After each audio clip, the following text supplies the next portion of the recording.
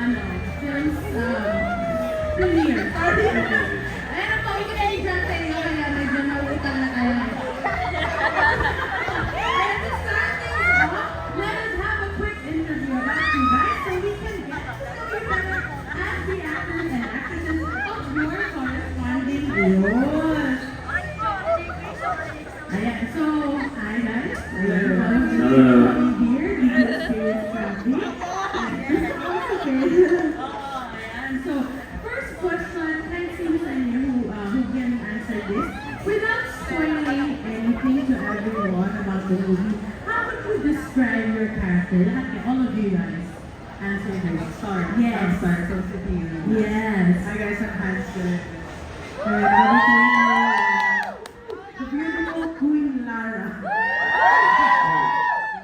Lara's very quirky. So, pati yung understand. Lara is very quirky, yet she's very reliable. Super reliable ni Lara. Yeah. Okay. You next. Gabby is like sunshine. Yes, very positive, very cute. Yes, sunshine. Yes. How about you?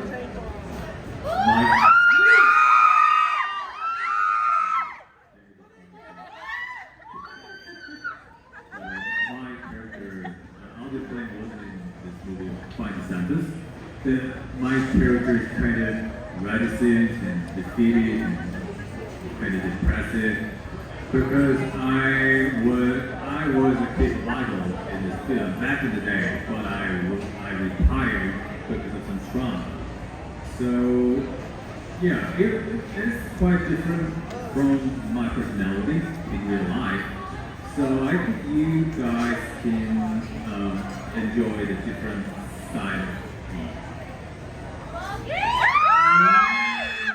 So, meron na siyang binigay na hints.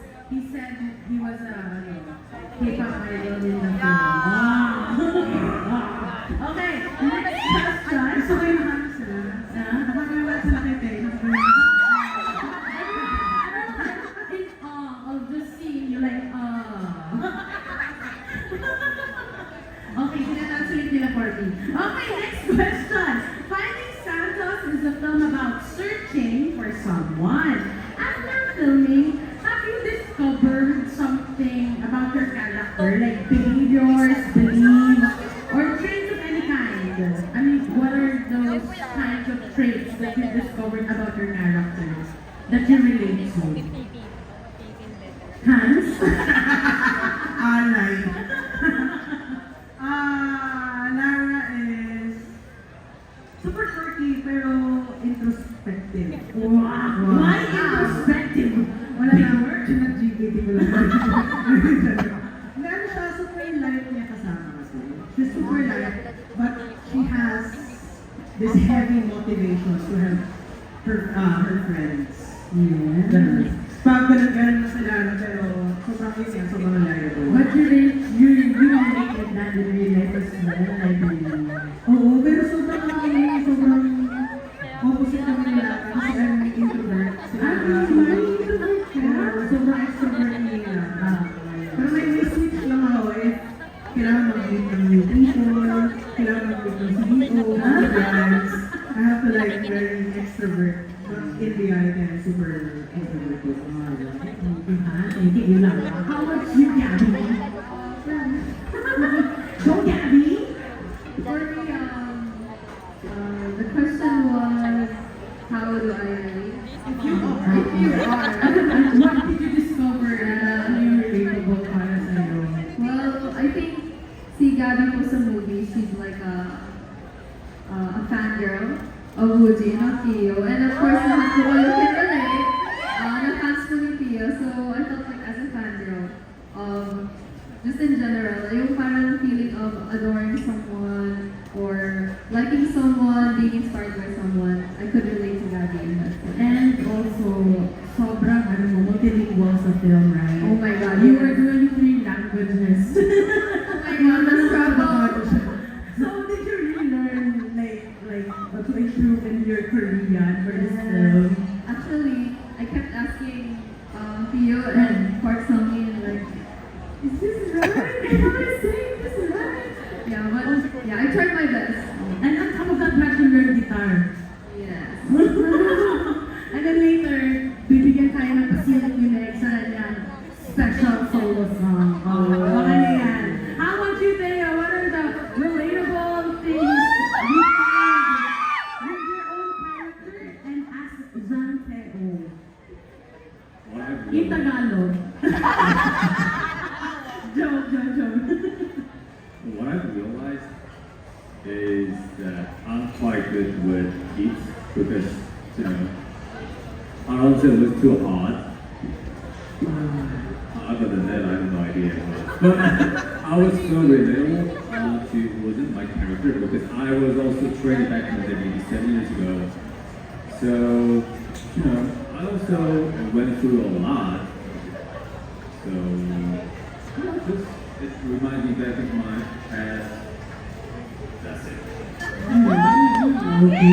Thank you. Someone na nami-miss mo, pero hindi mo na talaga makikita.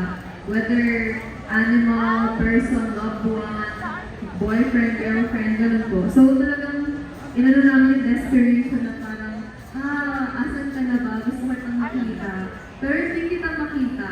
So I just keep wishing na lang, keep trying to look for you. Which I feel like sa Finding Santos, parang yun din may desperation na kailangan natin siyang hanapin.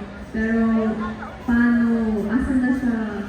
So hopefully, pag napanood niyo yung movie, ma-feel niyo rin yung message ng where you at feel.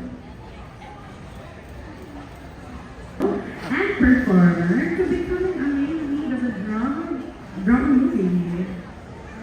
Actually, sobrang medyo drastic yung shift na kasi as a performer, yun yung pinapakita mo yung sarili mong character, pero when you act, you're acting. So, iba yung character na pinapaportray. And although, I mean, of course, mahal ka rin pag-perform, number one, but sobrang it felt nice to get out of my comfort zone and try different things and learn many things, especially kasi yung mga kasama ko, ang daming experience.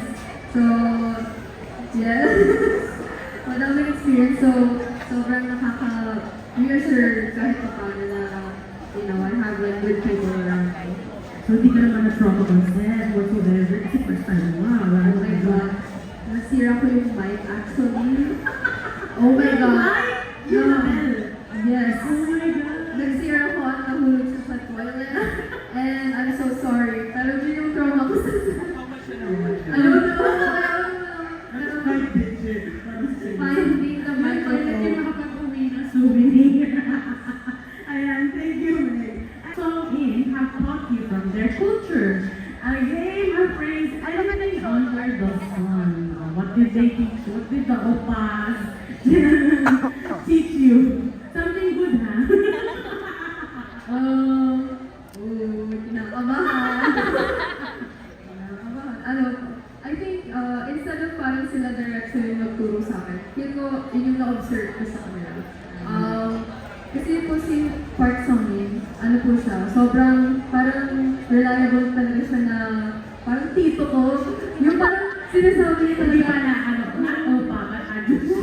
kasi yung parang sinasabi niya sa akin, don't be sick, okay? Tapos, oh, thank you! Or parang, it's okay, we can, ganun po siya. Tapos si Tia naman yung parang, it's alright, like, parang ganun siya. So, I felt like, siguro, yeah, may natutunan din ako na kahit sobrang nakaka-pressure yung set, everything there, parang natutunan ko maging just calm and, you know, just positive, optimistic lang, and like, let's just do it, let's just get this over with. Ayun. Okay. At nandyan,